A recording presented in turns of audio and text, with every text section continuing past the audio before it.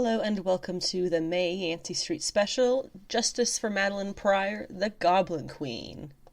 I've been a big fan of Maddie for many years now. In fact, you'll notice this might be a bit of a shorter episode because she doesn't have the lengthy history that characters like Cleo or Illyana Rasputin might. But if you would like to go to my website, sensationalshegeek.weebly.com, I actually have every single issue in her canon chronology, summarized all of her appearances, which is something that you can actually read yourself in under 2 hours. I referenced it many times through the creation of this podcast because I'm including all of her history, her key appearances, her aliases, the teams that she's on and the roles that she takes in the teams, her alternate versions, which of course are not going to be in that character history summary because they are, as I said, the canon issues. Some favorite outfit redesigns, some of which are canon and some are fan designs. Doesn't mean that they're any less fantastic. Her character relationships, which is where we get into some complicated business here, and her entire character history, the chronology from when we first meet her to really her modern history, which is a much more shorter summary.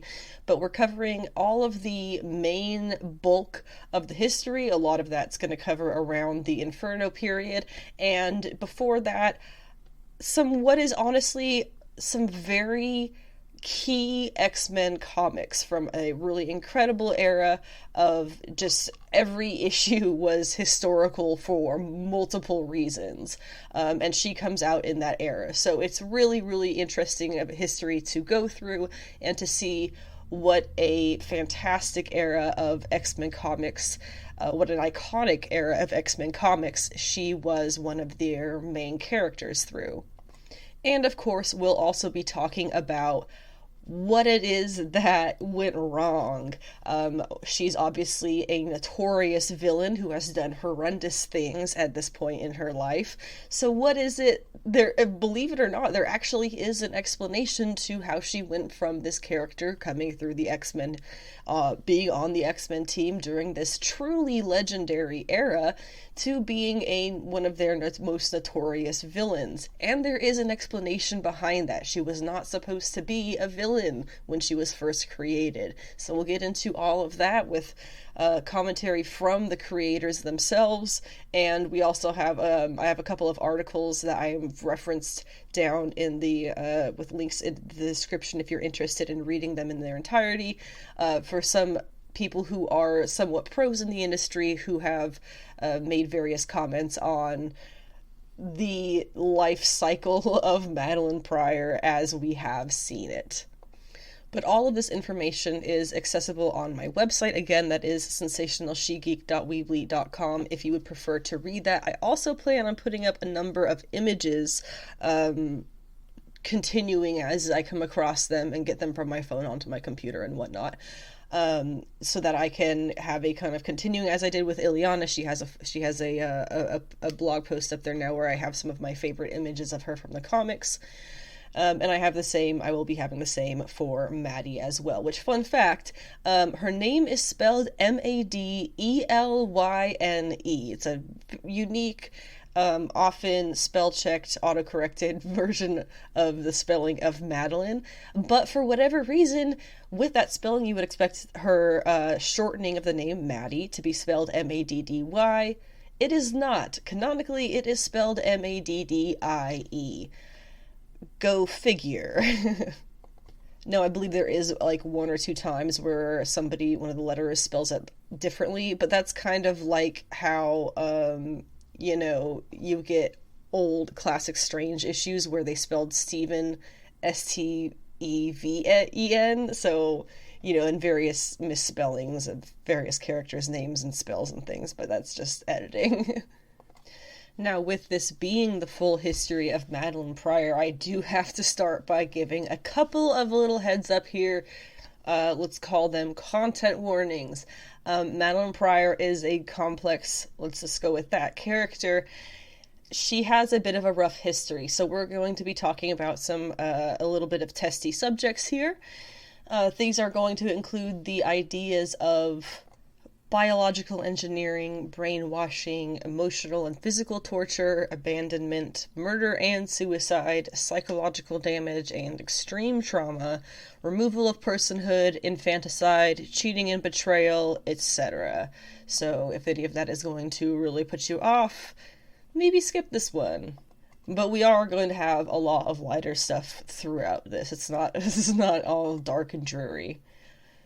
And of course, the reason that we are doing this podcast is because the new Mutants, the new New Mutants arc by Vita Ayala and Rod Reese is taking place more or less in limbo, starring Illyana Rasputin, who I of course already did the last month's podcast special on, and it is also starring Madelyne Pryor.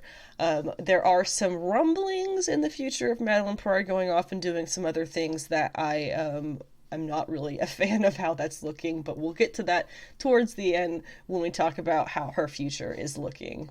But in any case, this is a little bit of a celebration of Madelyne, and a call for justice for the Goblin Queen, because she has been done wrong. She does deserve better, and I think that, honestly, they could all do better in terms of her. And by they, I mean Marvel, the writers, the characters. Everybody could do a little bit better by Madelyne. This is normally the part of the podcast when I would stop and go over all of my social media and podcasts and website information. I'm going to go ahead and do that at the end of this one, so that if you're new here and you like what you hear, boom, it will be there for you. I'm already regretting how I phrased that, but it's okay. We're going to go ahead and move right into the content of this May special, which I apologize, you're probably not going to be listening to until June, just because I'm recording it at the end of May, and odds are, timing-wise, it will not get out until June. Do keep an eye out, though, for the June special, which is going to be about Patsy Walker, who is Hellcat at Marvel Comics. She has some really cool stuff that's been going on by Christopher Cantwell in his Iron Man series.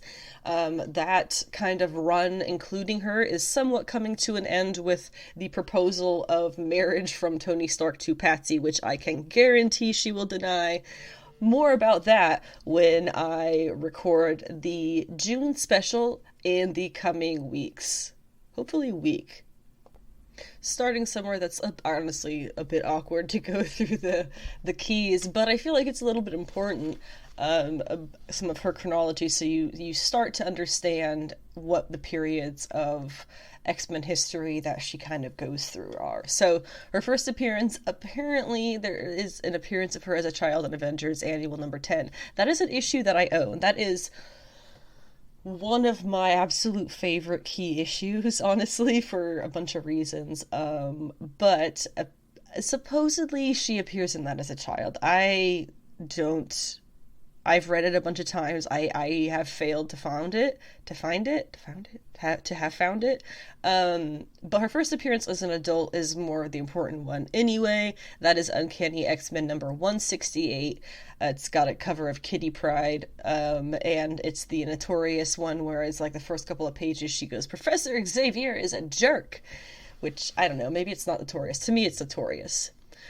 Her marriage to Scott Summers, unbelievably, is only, let's see, math, 7 issues, it's early in the morning, 7 issues later.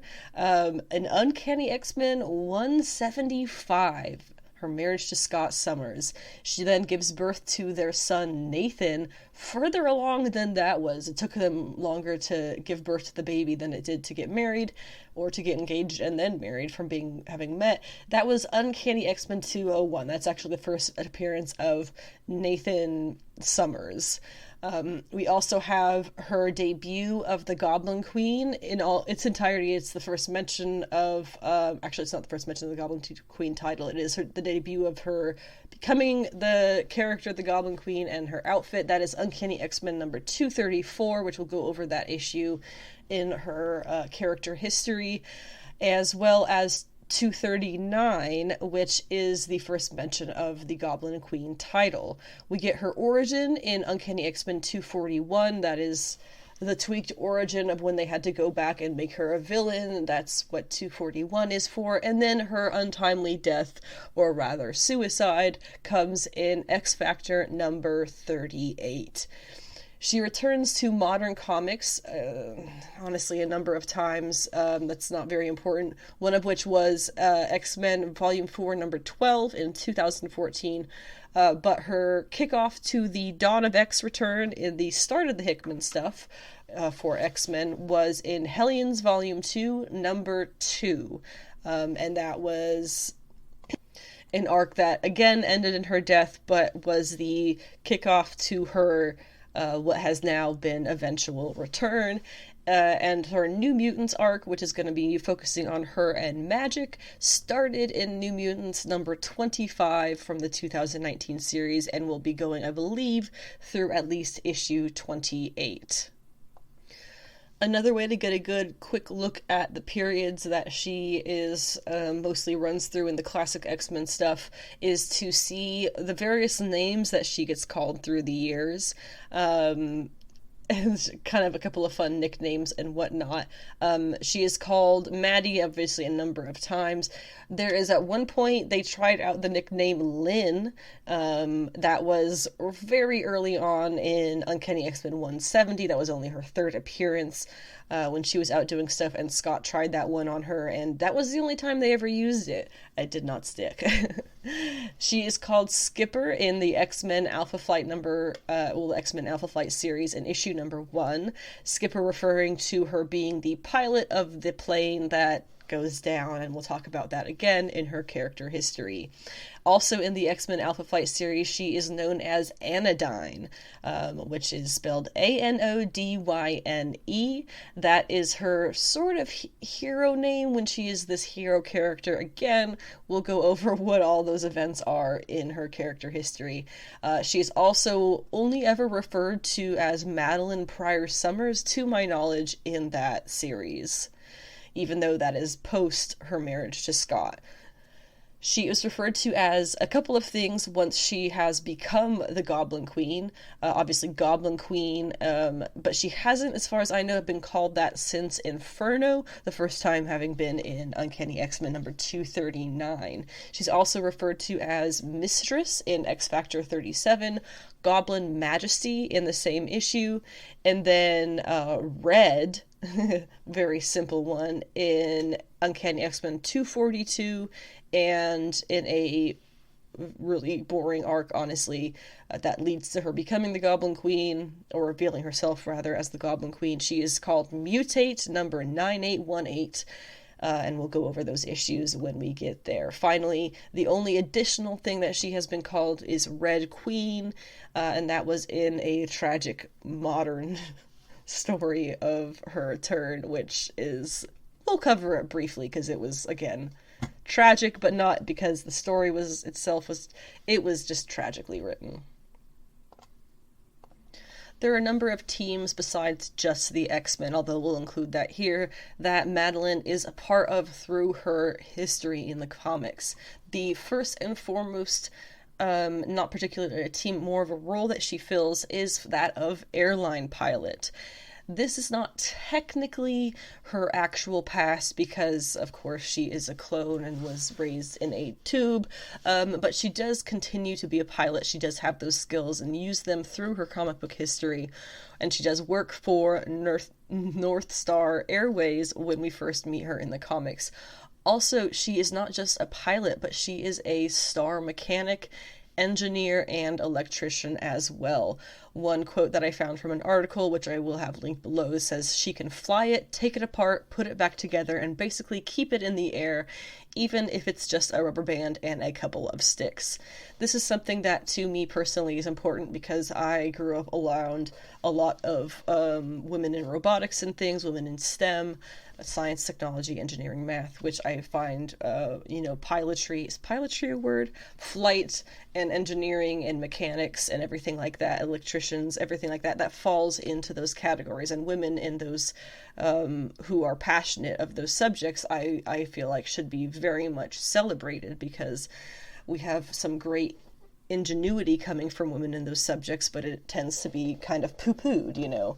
That's kind of just the patriarchy for you, as we are in the year 2022 still. I digress. I also think that it's important to mention this because she is a legitimately helpful and useful character. She has skills. She is not just this person who is swept up and becomes the Goblin Queen, and that is the first time that we ever see her do something important in the comics or notable. She was a very skilled character in many aspects, in technology, in computers. Even Alex Summers, after she leaves the X-Men, points out that the computers worked for her better than they worked for any of the other X-Men. She has that knack. So I think that's something that's really important to remember for her. She's not just some villain. She's not just some wispy character who was, you know, Scott's wife, very briefly had his child and then became evil. There is a lot more meat to her. While the past of her as a technician and a pilot doesn't technically exist because she was only, you know, placed into, you know, modern times at whatever X-Men issue that was, when she was, you know, who knows how long had been growing in a lab before that.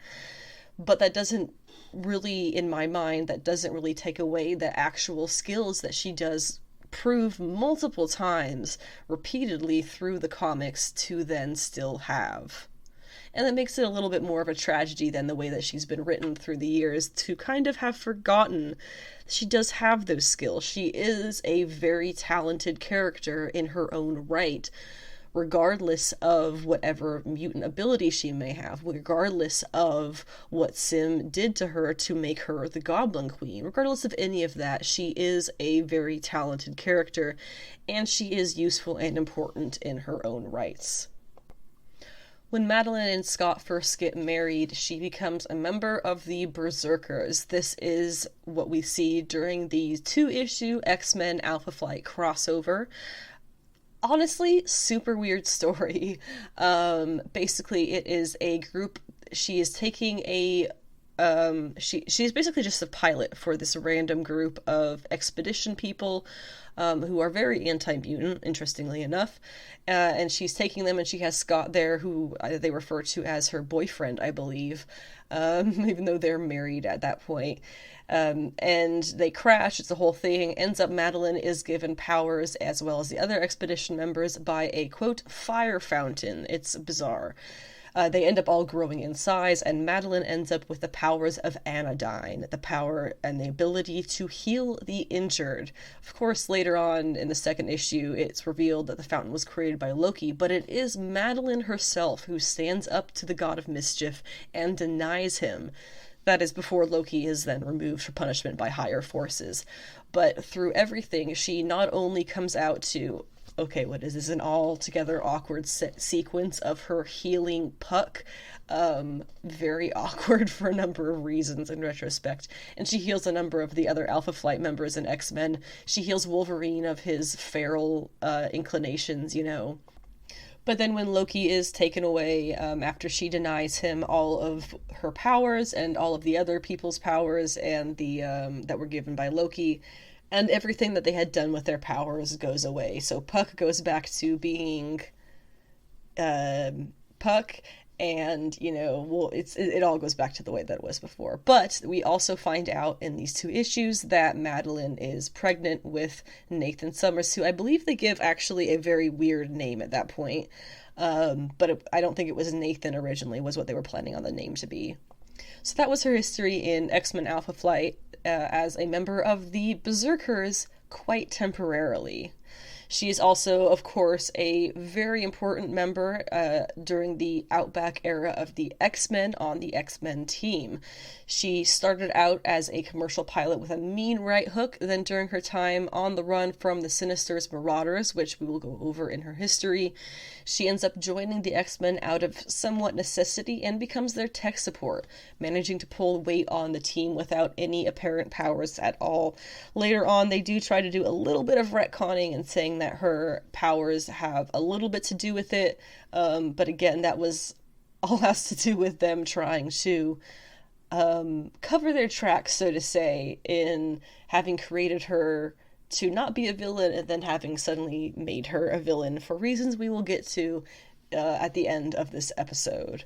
But Madelyne was, all in all, a huge talent with their tech. She was even, prior to actually having joined the Outback team, she was even one of the X-Men members who sacrificed herself in that spell with Forge, who then, they all died, and they were brought back by some goddess, loosely something or other. But that was a really big deal, and Madelyne was a part of that, and that gets so forgotten, that she sacrificed her life with other members of the X-Men to save the world. And that's why when they all come back, they go to Australia to be the Outback X-Men, because the rest of the world thinks they're dead. We'll end up talking that to death, I'm sure, throughout this, but point being, she was a very important, integral member of the X-Men for a number of issues, and that is something that really gets forgotten, and her impact kind of gets written off by history in an unfair way. And to be fair, she was on a number of villains teams, one of which was the Sisterhood. There were a number of teams that we'll just do them together. Sisterhood, the Hellfire Club, the Hellfire Cult. It was all kind of this weird thing that when they were bringing her back, they tried to give her various roles, and none of them really stuck. For the Sisterhood, it was going to be an all-female villain club, if you couldn't kind of guess that by the name. It included, I believe, in her iteration of the team, or what would have been the team, obviously Madelyne, Lady Deathstrike, Chimera, Lady Mastermind, Spiral, and a form of Psylocke that was weird and complicated and had to do with resurrection, and oh my gosh, what a mess that whole thing was. And then the Hellfire Club was some creepy stuff that we'll go over that briefly when we get to the modern parts of her history. It's honestly in part of the stuff that I ignore most about Madelyne's history, because it's not really relevant, I want to say. We'll go over it when we get there, but she is very temporarily a part of the Hellfire Club. Let's talk alternate versions of Madelyne in the comics. My favorite is from the Inferno storyline in 2015, when she was a part of Battleworld during Jonathan Hickman's Secret Wars. This was Earth 91240, where Madelyne ruled a region of limbo on Battleworld, with Illyana believed to be her captive. Colossus would annually make attempts to save his sister, and the one that we see in the 2015 Inferno series by Hickman almost succeeds before it is revealed that Illyana has fully given in to her dark side and is actually ruling Limbo ahead of the Goblin Queen.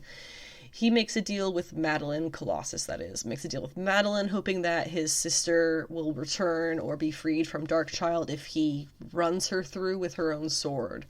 And Maddie would help with her goblin horde in exchange for full control of Illyana's limbo. The quest kind of more or less succeeds, and there are some complications with the 91240 version of Madelyne winding up in Prime Limbo after the event ends. It doesn't go anywhere, so that's not really necessary information. One thing that I do think is worth noting, though, is that this Goblin Queen has taken Nightcrawler and warped the ever-living shit out of him, making him this horrifying, twisted, demonic dragon. It is awful and metal and fantastic. There's also Earth 89112, which is What If the X-Men Lost Inferno. This was from What If 1989, number 6. In this world, Pryor and Sim were successful in opening their portal between Limbo and Earth, having killed baby Nathan Christopher Summers / Gray. The demons overrun the planet. X-Men and X-Factor end up being dead, with the exception of Wolverine, who is possessed.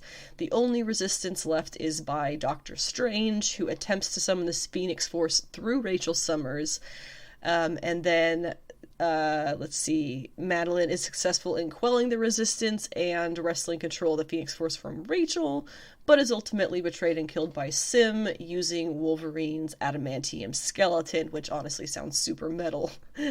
Rachel, reassuming the mantle of the Phoenix, uses that force to cleanse the planet then of that demon plague. Huzzah. We also have, what if Wolverine had been a vampire during Inferno? It seems like a bit of an obscure one.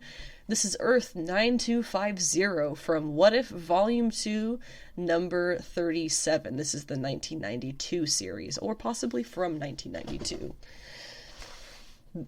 Most mutants in the city of Manhattan in this one-shot are ruled by Wolverine. Are vampires ruled by Wolverine. Madelyne is not infected, but becomes the Goblin Queen anyway, and plans on releasing her demon army to wipe out the vampire mutants and dominate the world. Madelyne makes contact with the Lord of the Dark Dimension, Dormammu, who becomes her ally. The vampiric Marvel Girl, who is Jean Grey, bonds with the Phoenix Force, becomes Dark Phoenix, and then kills Madelyne and Dormammu. In What If Mr. Sinister formed the X-Men?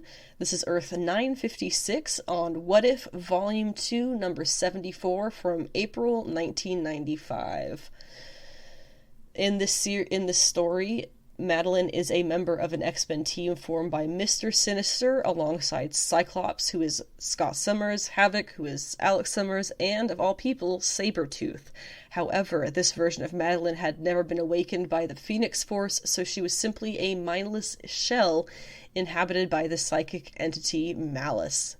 Boo.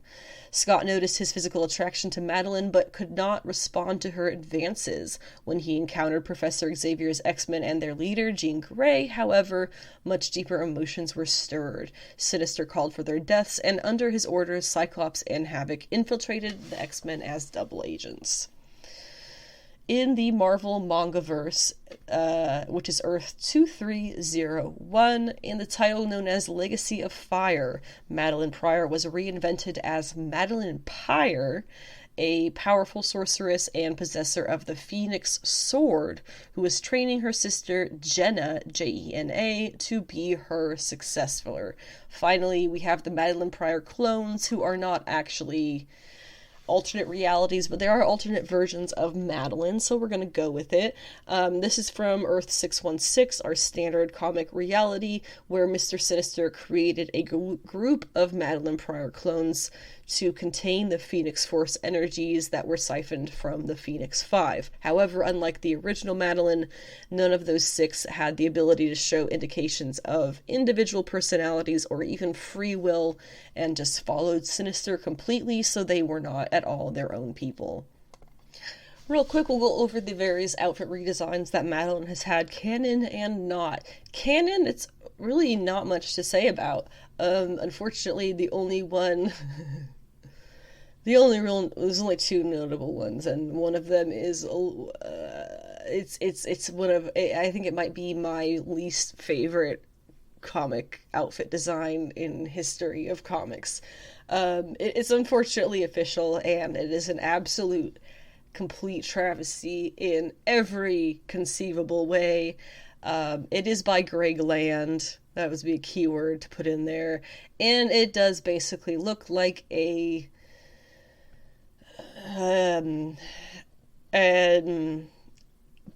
some kind of, bondage mistress S&M kind of suit, so to say. I would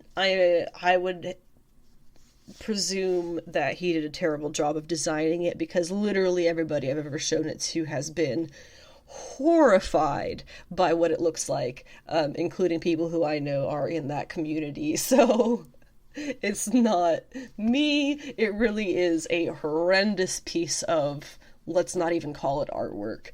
But on a lighter note, Chris Anka has an official design, which is how that kind of run that would see it was Matt Fraction, I believe, was doing that run.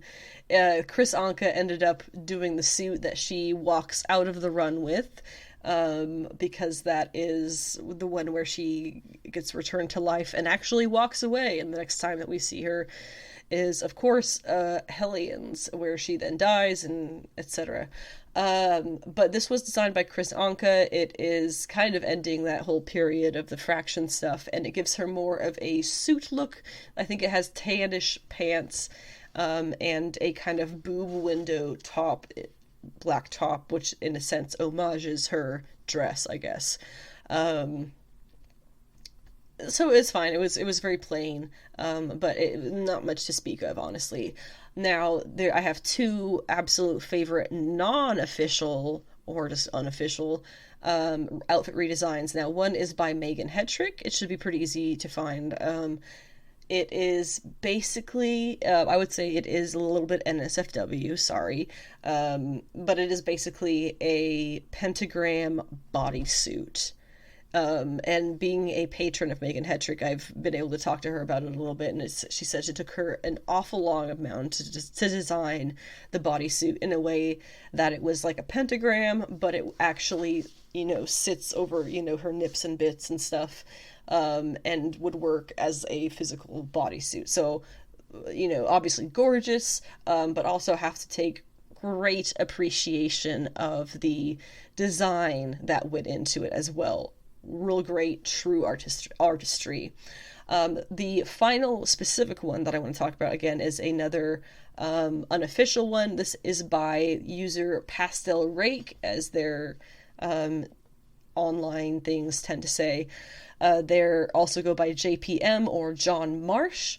This again is an unofficial one, and it is more of a modernized suit version, but I think it fits her way better. It is sleek, it is classic, and also I would like to add that it was Pastel Rake / John Marsh who kind of solidified my idea of calling this podcast Justice for Madelyne.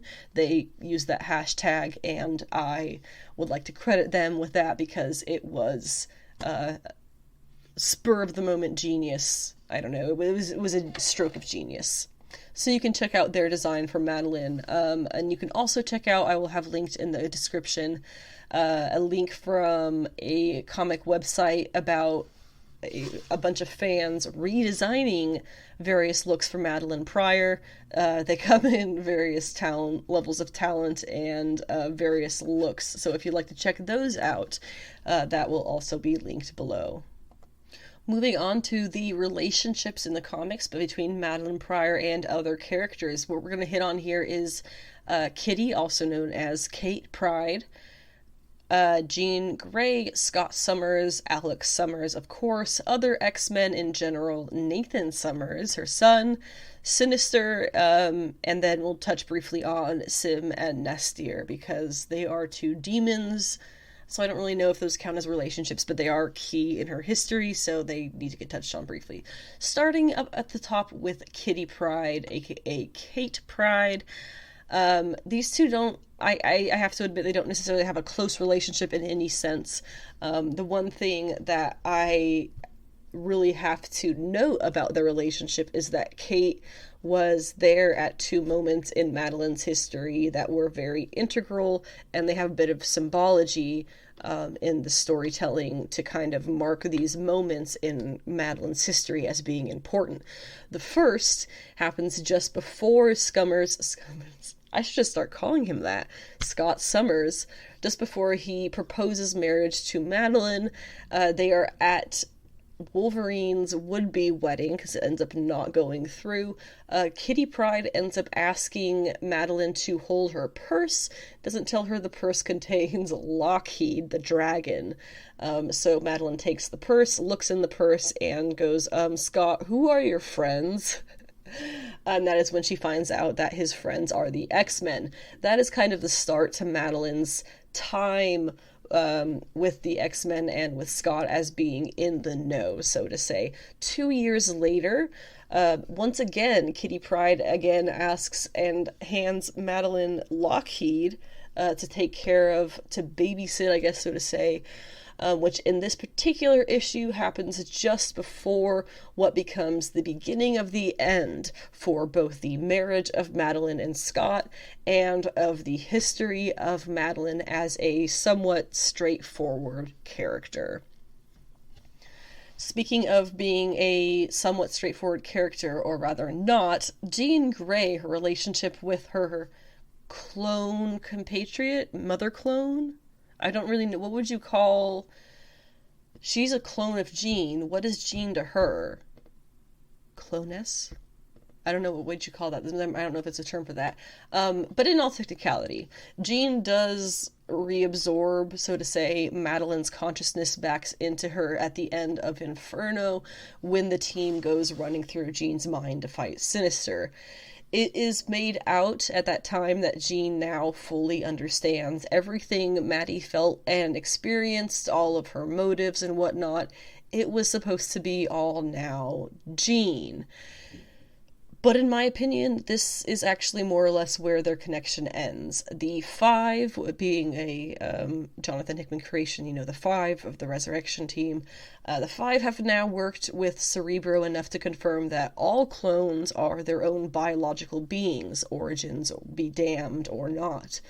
But Jean has long since treated Nathan Summers as her son, when he should really be going by the name Nathan Pryor. He was rejected by his father, the Summers side, at birth, and Jean, the Grey side, never physically gave birth to him or carried him to term in any way. He came from Madelyne, and it's been established now that Madelyne is separate biologically to Jean, memory absorption regardless. What I'm saying here, I think, is that the extent of Jean and Maddie's relationship ever has solely been Jean underhandedly taking credit for Madelyne's accomplishments. That's not necessarily me saying anything negative to Jean. That's kind of more or less the writer's fault. I would really like to see this changed. I guess after, however, this New Mutants arc ends, possibly, I would like to see the two of them interact face to face and sort their differences out canonically once and for all.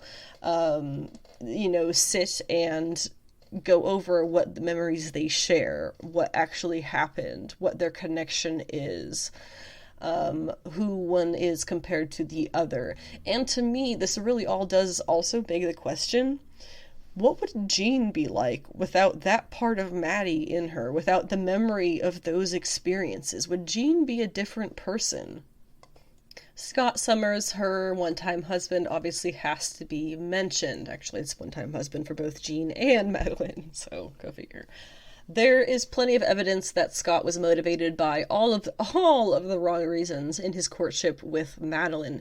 He was motivated solely by the fact that she looked like Jean, not that he was attracted to her as her own person, and that's where a lot of the trouble starts. Plus, actually, he is still dating or seeing a woman called Lee when he first meets Madelyne, too, so sorry, Lee. On behalf of Scott, he sucks, I know. Things with Scott start to go bad with Madelyne in Uncanny X-Men issue 181, just a few issues after their wedding. Even after their son is born, Scott tries to use the X-Men as an excuse to ultimately avoid and abandon both his wife and his newborn child, which Storm ultimately firmly puts an end to. Even then, he pretty much takes the very first excuse he has to literally run away from his family and get what he really wants, Jean Grey. Later, writers will be asked to try and do a bit of character fixing, so to say, for these moments of failure in Scott's history, but it's never going to change what actually happened and how he was a real POS to them. Now, his brother, Alex, is a little bit more interesting to me. Madelyne starts to bond with Alex in Uncanny X-Men issue 232 after Scott has abandoned her, and the X-Men have helped save her life from the Marauders. She does die in Alex's arms after getting shot in the heart in Dawn of X, with her begging him to remember her as something more than just a Jean Grey clone, which is pretty horrifying of a thing for Alex to have to go through. Neither Scott nor Jean gave her any such courtesy the first time she died in Inferno, so of course that would be a concern of hers now. Now you have to ask the questions when going over Alex. What about Lorna? Lorna, also known as Polaris, and Alex were the first additional recruits to the X-Men after the original 5 from X-Men #1. And although Iceman also had feelings for Lorna for a while, it became clear that she and Alex were the ones who were in love. After later leaving the X-Men, the couple who did at one point get married went to California to pursue their graduate studies, but were attacked by the Marauders, after which Lorna was possessed by Malice, the leader, I believe, of the Marauders, and became their leader. Well, yeah, there you go, became their leader after the fact. Her abduction was what initially motivated Alex to then rejoin the X-Men, where he in turn meets Madelyne Pryor and falls in love with her. Lorna's powers would later be stripped from her by Zaladane, but the process did have the fortunate side effect of separating her from Malice. She and Alex were reunited as members of X Factor subsequently. Since then, they only get back together just to break up sometime later, and as of Dawn of X, pretty much are sticking apart. You also have to ask the question when it comes to Alex, what about his mental health? Hellions did a really good job of displaying very clearly that Alex's mental health is shaky at best. There is something deeply wrong with his mind, and it's very likely that the additional traumas he has experienced since joining the team, including my aforementioned death of Madelyne, not to mention his own death and resurrection, have likely made Alex's condition quite worse. What does this mean for their relationship between him and Maddie? In short, it means it looks like there won't be one. Alex was Madelyne's only major supporter in Resurrection, and interestingly, he was there for her when she was at last brought back at the end of the Hellion series. That short interaction made it seem like they will be at least continuing to be companions of some sort, but all we've seen of Madelyne between then and now, well, between then and the New Mutants #25, the most recent time we've seen her, was a few panels of her in the background, I believe, of New Mutants issue 24, just chilling in the bar by herself, kind of looking sad and lonely and a little out of place.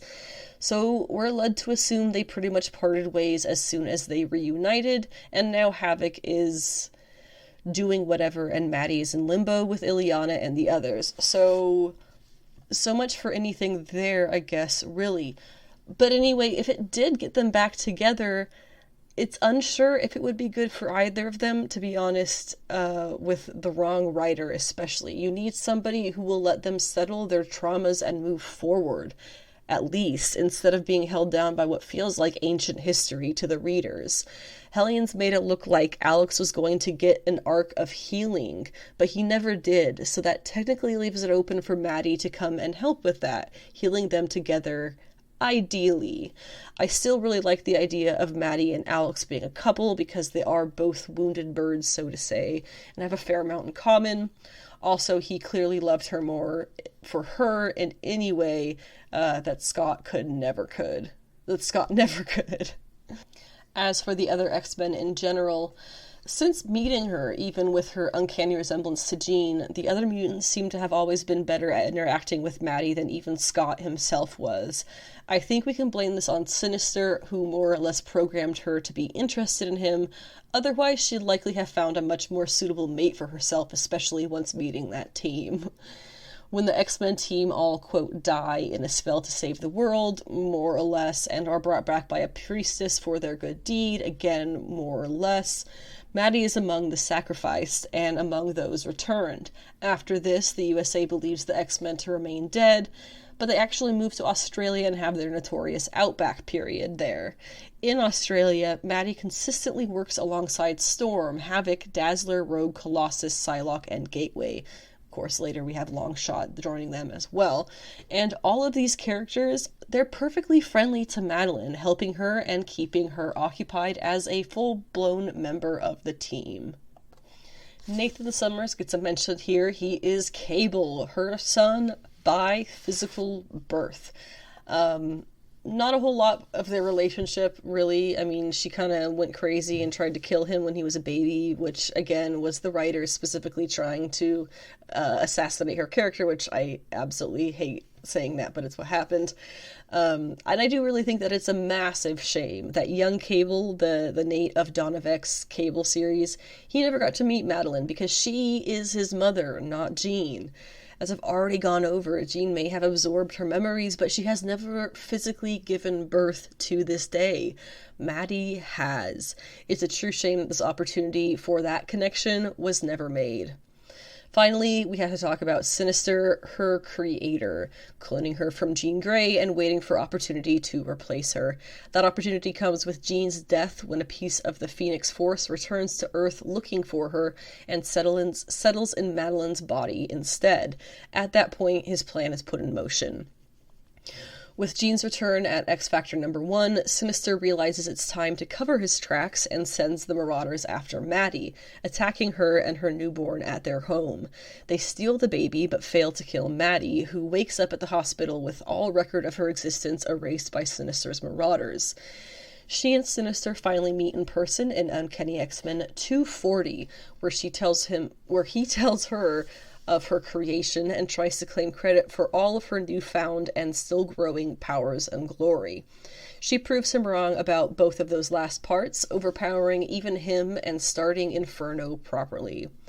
After Inferno in X Factor number 39, audiences are led to believe Cyclops successfully kills Sinister, but it was revealed to have been a false death later in X-Men number 23 in 1993. We also have the demons Sim and Nastier, who do deserve to get a mention here because they are parts of Madelyne's history. Nastier is really just a power-hungry demonic dragon thing, and Sim is a demon who is most loyal to whoever is most powerful in the room, which can change quite rapidly, so not really one you want on your side because his loyalty wavers with the breath of a butterfly's wings.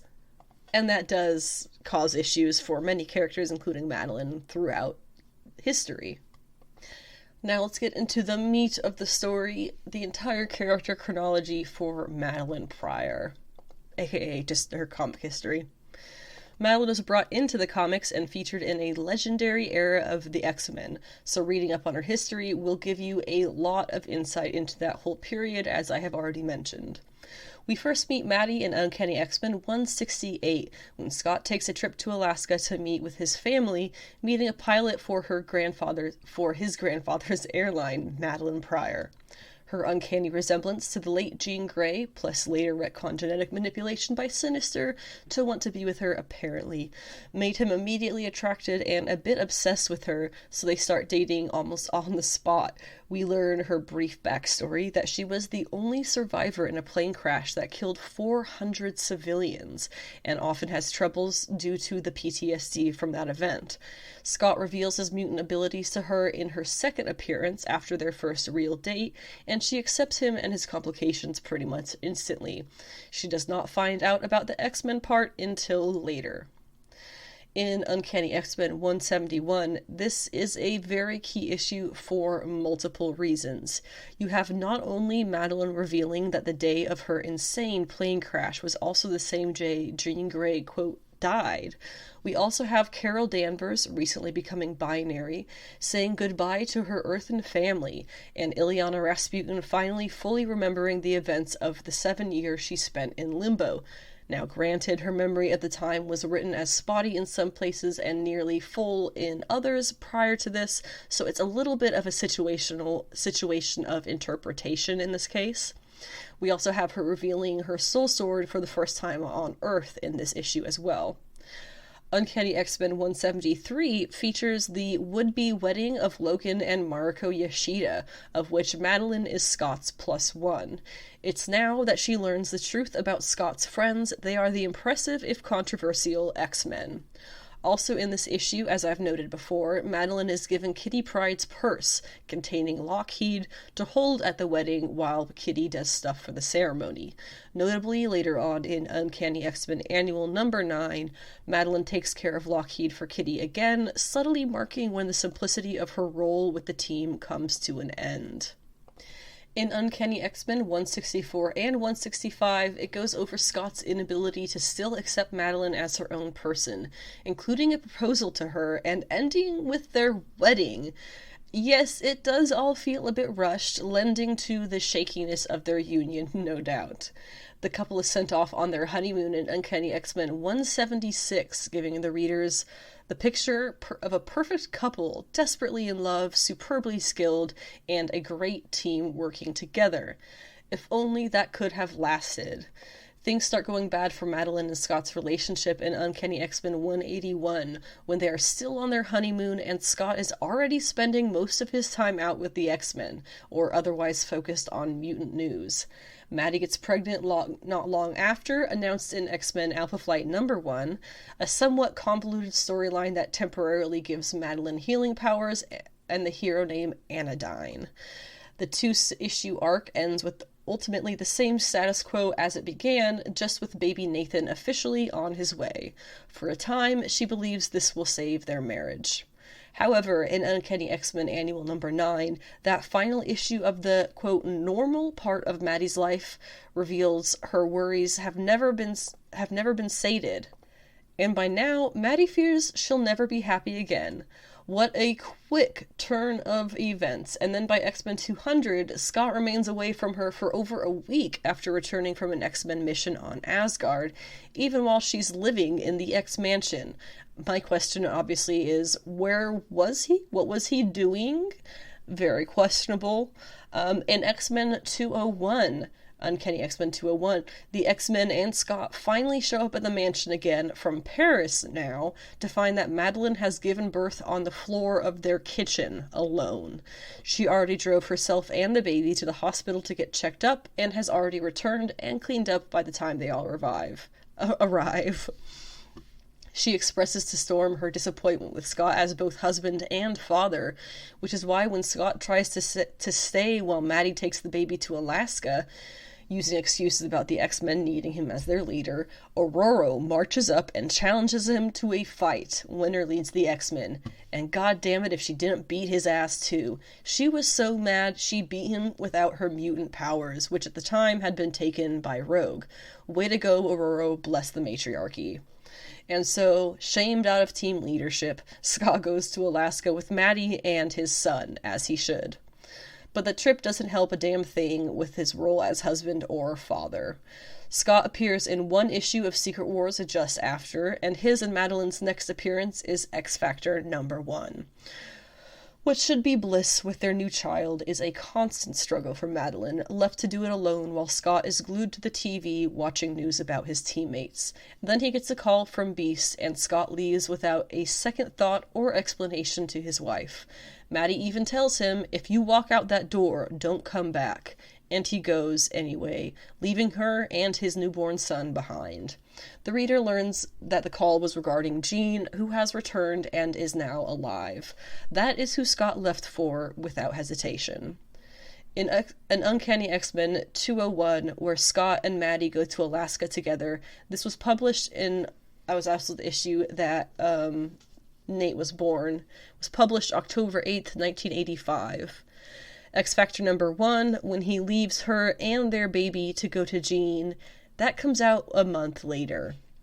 His baby wasn't even 2 months old when Scott Summers abandons him and his wife for another woman.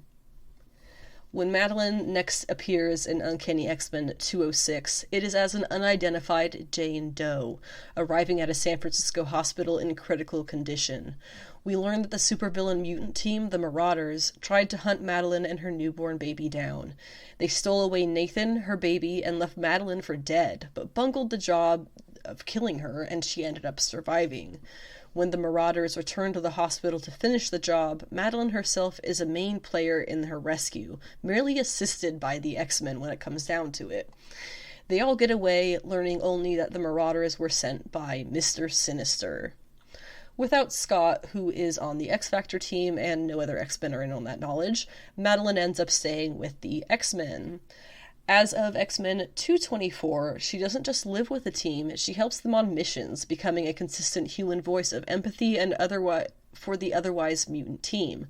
She's even included in Forge's spell in Uncanny X-Men 227, which ends with America thinking the X-Men are dead. But they're not. They are all resuscitated by a goddess for their great deed of saving the Earth, and by Uncanny X-Men 230, they are established as the X-Men team of Australia, known as the team's Outback period. By Uncanny X-Men 232, Madelyne had settled into the Outback team in a big way, being their human voice of reason on many different occasions. Unfortunately, this was not to last, and by the end of that issue, Madelyne flips on the TV, only to witness her estranged husband, Scott, out-heroing as Cyclops, alongside the original Marvel Girl, the apparently resurrected Jean Grey. The realization of why Scott left her all that time ago, alone and confused with their newborn, strikes Madelyne with such shock that she lashes out, punching the TV in front of her. A massive electrical shock blasts from the hit knocks her out. This is just one moment where we see evidence of Madelyne's latent mutant abilities before Sim changes her into the Goblin Queen. Arguably, another would be how she survives the Marauder's attack.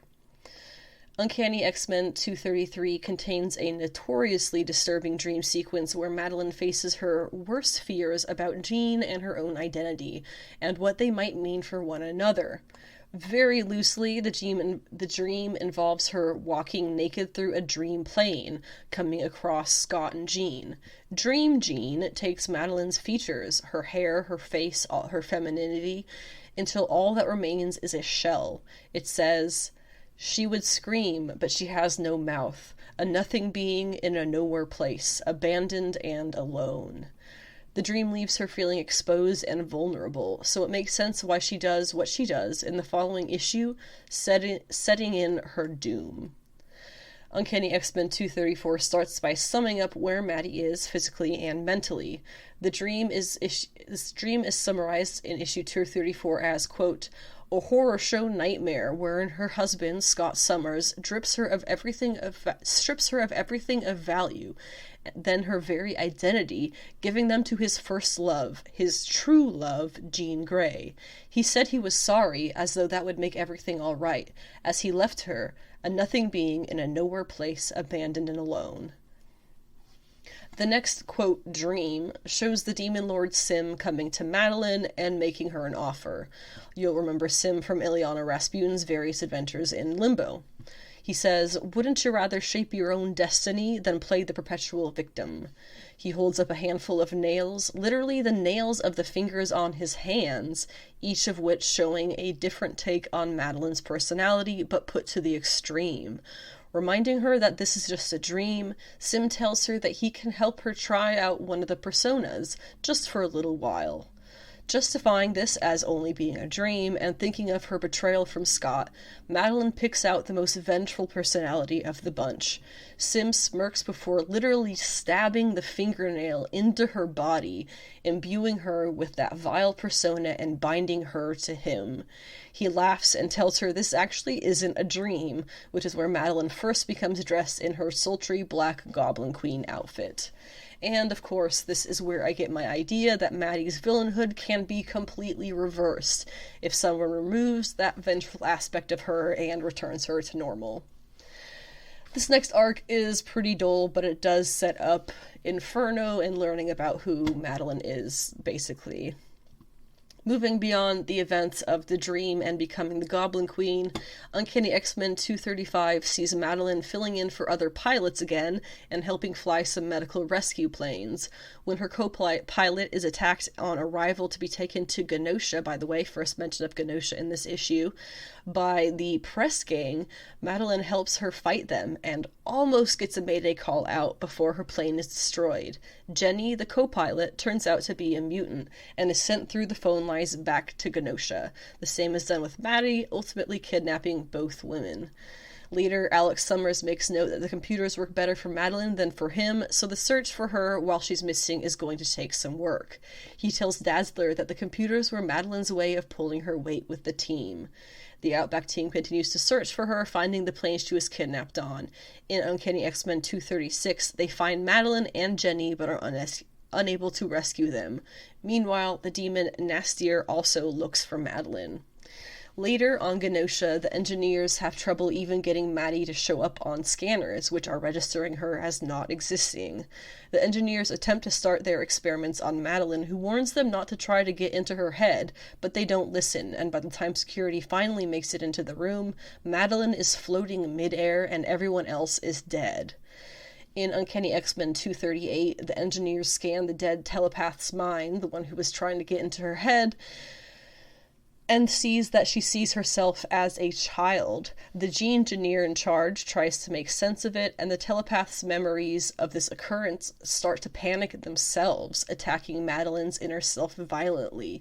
She turns to a flaming bird, destroying them all. The gene-engineer sees that Madelyne is the Goblin Queen and asks who she is and why she's doing this. She responds, "The one, because it pleases me. The other, as a warning to your masters, because when you strike a match, even to light your way in the darkness, because you never know," oh, be careful to strike a match, even to light your way in the darkness, because you never know when you'll ignite an inferno.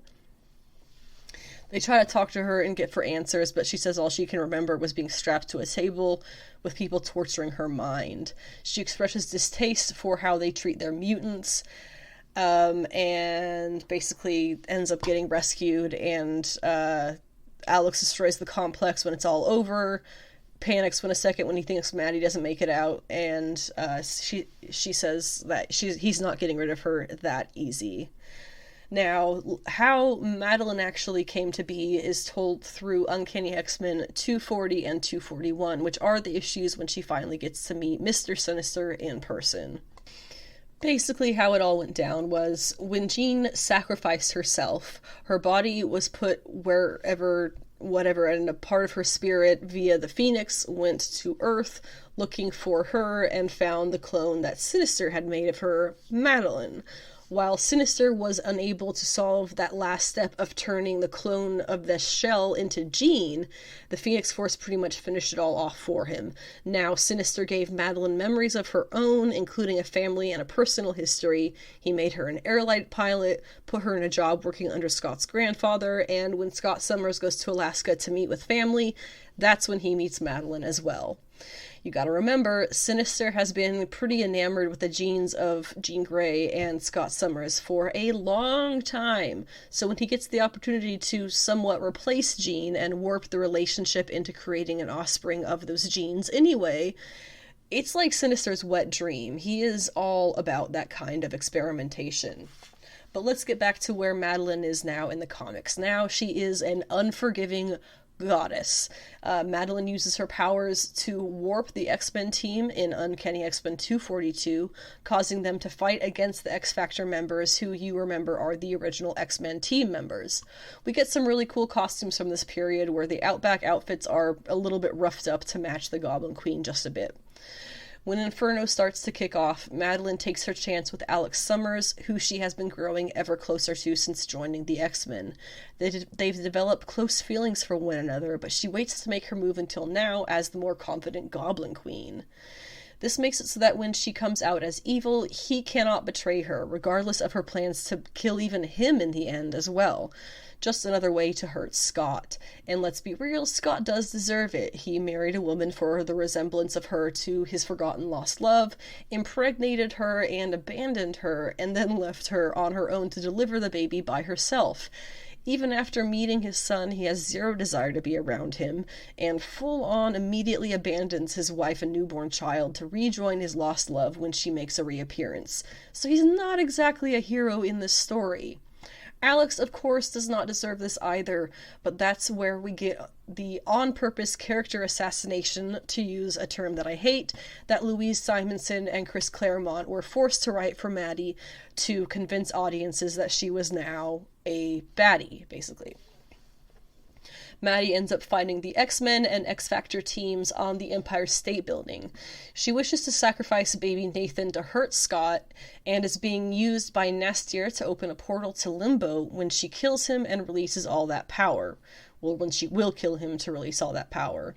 When all the plans start to fall apart in X-Factor number 38, Maddie ends up dramatically killing herself in an attempt to take Jean out with her. Her memories are subsequently absorbed by Jean, and she takes back the final part of the Phoenix Force from Madelyne, and after that they take out Sinister. She is considered Nathan's mother, and that is the end-ish. I have some readers' thoughts on the twisting of Madelyne's characters towards the ways of evil to make room for the return of Jean. Quote, I think the intention here was to have Jean atone for what she did as Dark Phoenix by defeating Madelyne. She's one and for all showing that she has control over the dark side of herself. However, the bizarre thing here is that Marvel would want their heroes to be free of guilt. As Morrison shows in his run, Scott is a much more interesting character when he's treading on the dark side, and having Jean completely absolved of everything is just a bizarre choice, unquote. Another quote on the aftermath of Uncanny X-Men 243. Past events are reconfigured to excuse Scott for walking out on her. The most ridiculous is the idea that Maddie was influencing the fight between Scott and Storm in Uncanny X-Men 201 to ensure that Scott would be with her. For one, during that issue, she had just had a baby who Scott was showing no interest in. At that point, Claremont's agenda seemed to be to show Scott as flawed in his belief that he needed to be a leader, and the point of the story was to puncture his belief that the X-Men needed him so he could go off and be with his family. Now it's reconfigured as Maddie selfishly wanting him only for herself, which isn't even that ridiculous considering she just had a baby. Shouldn't she want Scott to be with her? And yet at the same, Scott is now seen as one so committed to his child, while Maddie is the reckless one.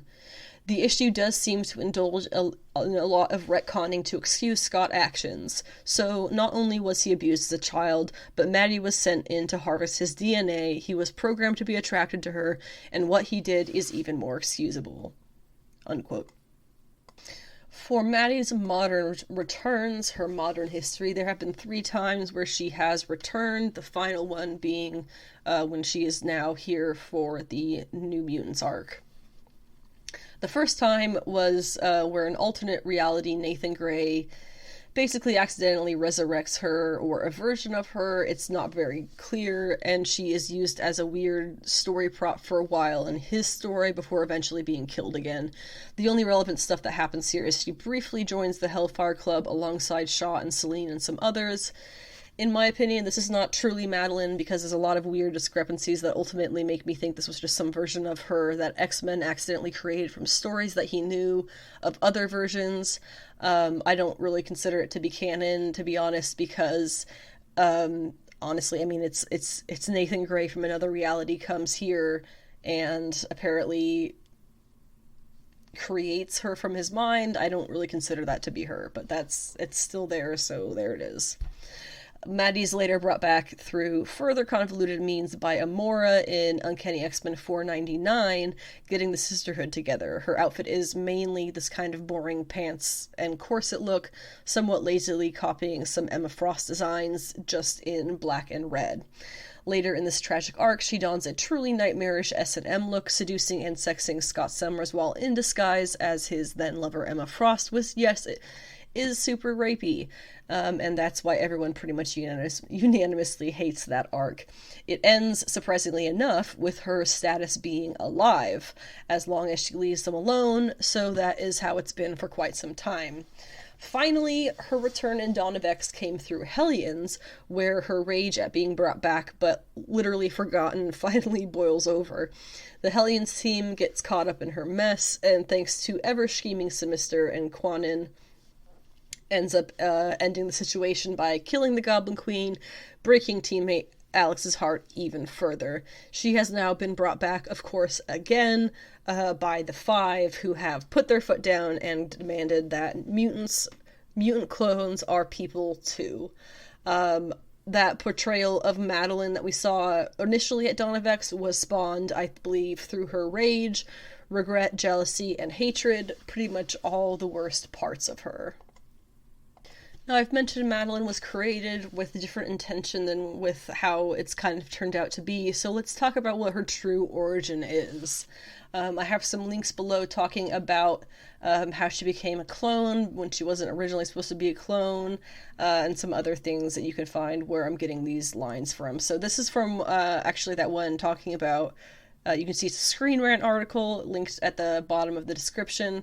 That is where I'm getting this quote from. Madelyne Pryor is the perfect illustration of just how soap opera the X-Men comics can get.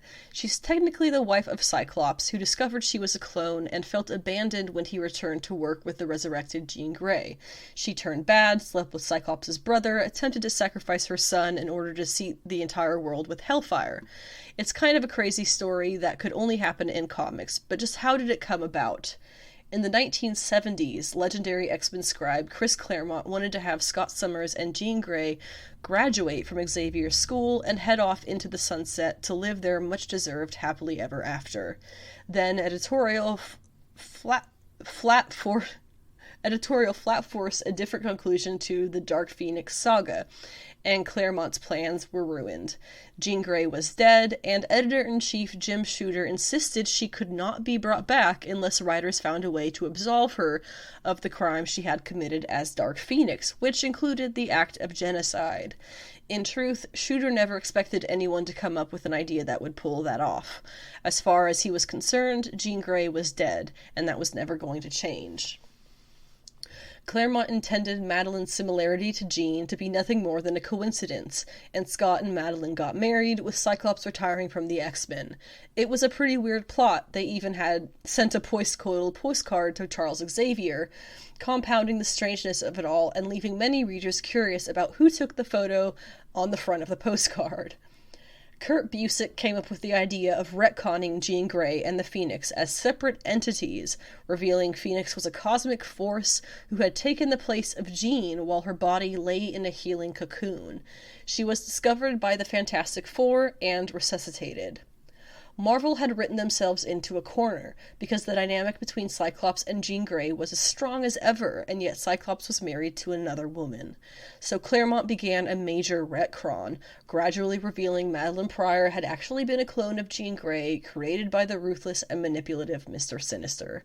She had been granted life by a fragment of the Phoenix Force, no less, and she gradually discovered her powers. Co-scripter Louise Simonson later boasted of deliberately working to destroy the character to make killing her off as easy and justifiable. Main scripter Chris Claremont seems slightly regretful of what was done, and years later snuck Pryor into a few X-Men flashback stories with her original, likable characterization, and also into an alternate future story which gave her redemption. Claremont wrote her into an amazing character on her own terms, one who I could argue is much more interesting than Jean. Maddie is someone who's been through a lot of awful experiences, what with her husband leaving her, her son being kidnapped, her identity erased, and the attempt at her own life. It was a rough couple of years, but rather than retreat into a normal life or total depression, she decided to jump up with the X-Men and become a member of the team, despite the doubts of whether she belongs. Claremont was not fully behind what happened with Maddie, yet at the same time, he did write the book, so in evaluating it, some of the blame for what goes wrong certainly falls to him. The fact that someone who abandoned his wife is canonized, while Maddie is vilified, is very poor storytelling. And from the end of Inferno, it is a mere 35 issues until Claremont's run is over. Food for thought. Now, let's talk a little bit about my personal headcanon of who Madelyne Pryor is and my personal ideas of how they could handle her better. So I've already talked a bit about how Madelyne was created with different intention than what kind of ended up being, so we won't rehash that again. But with all of that in mind, it is certainly not any kind of personal preference when I look at her entire character history and say that she is a fascinating creation who deserved and deserves better, and that is still a debt that can be paid.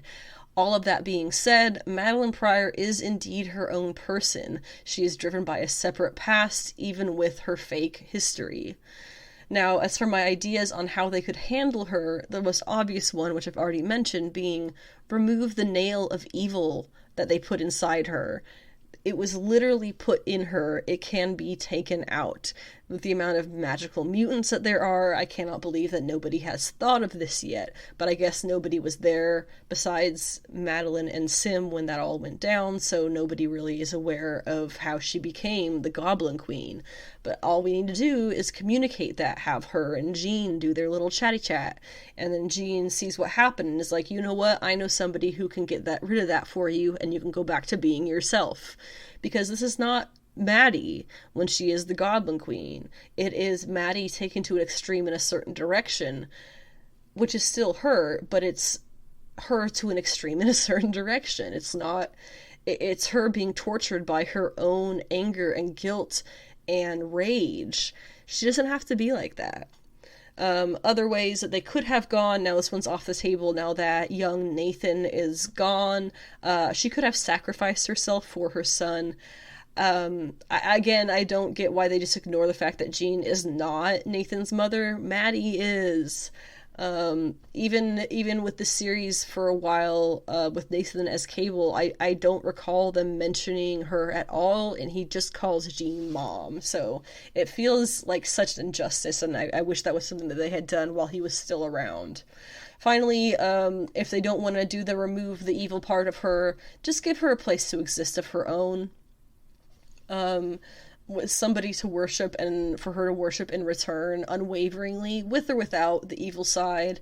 And that seems to be possibly what they're trying to do with this New Mutants arc in Limbo, but we're just going to have to wait and see.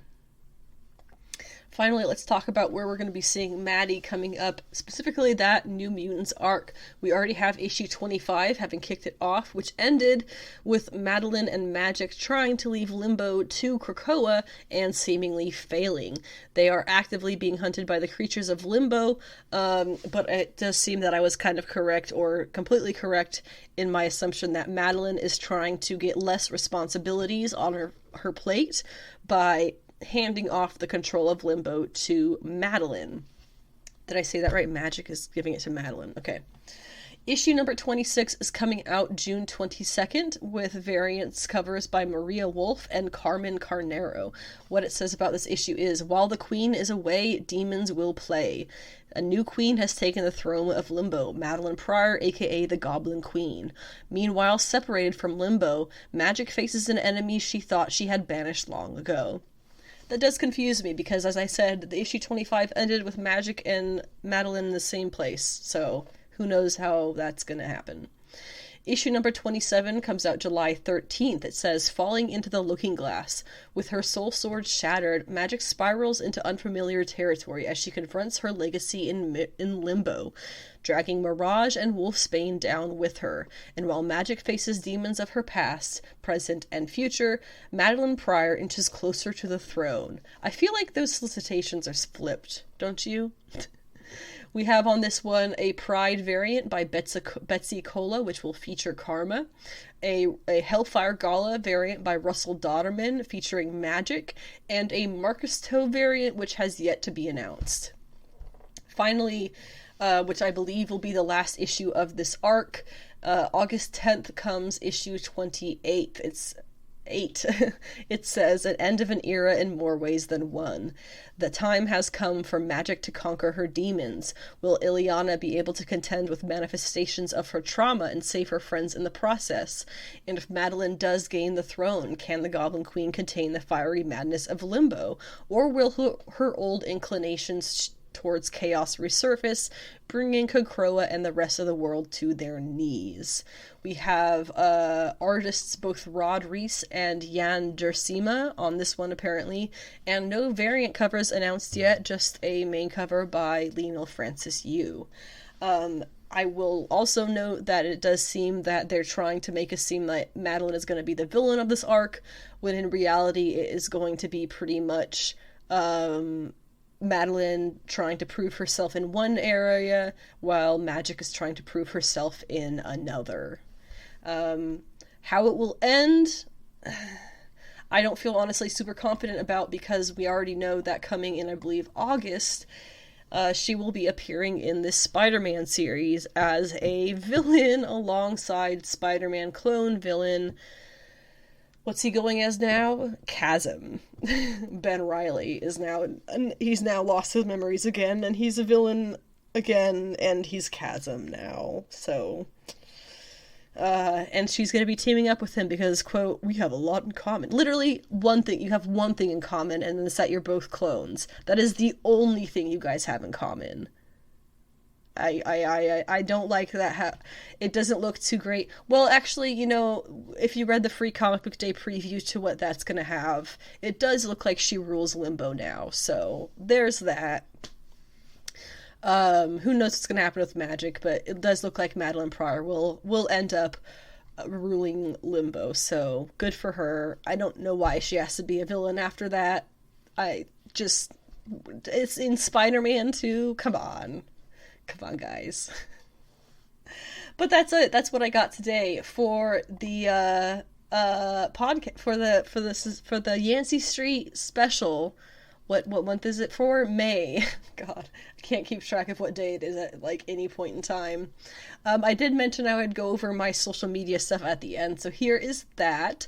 If you would like to hit up the Yancy Street Discord, there's only a few of us in here now, but we're trying to grow the community. There's a fresh invite link at the bottom of each episode, obviously themed for people of like minds and interests, but you can talk about a whole bunch of stuff. We have all the categories.